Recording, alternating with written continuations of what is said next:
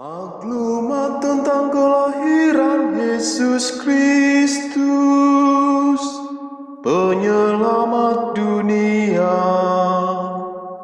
Beribu-ribu abad sesudah bumi dan segala isinya diciptakan, 18 abad sesudah Abraham menanggapi panggilan Allah, 12,5 abad sesudah Musa diutus Allah untuk mengantar umat Israel ke tanah yang dijanjikan, 10 abad sesudah Daud dipilih Allah menjadi raja umatnya, 5 abad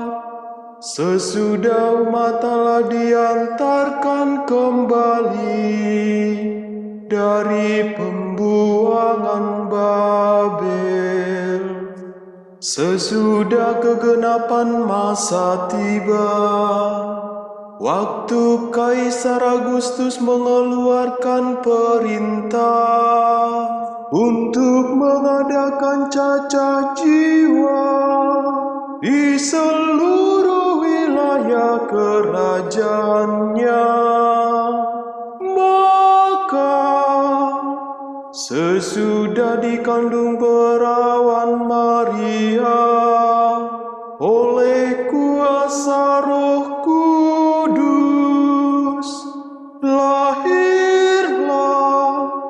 di Betlehem daerah Yudea Yesus Kristus, Putra Bapa,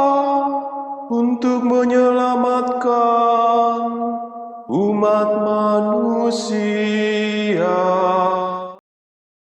Hari ini telah lahir bagi kita seorang juru selamat, yaitu Kristus Tuhan.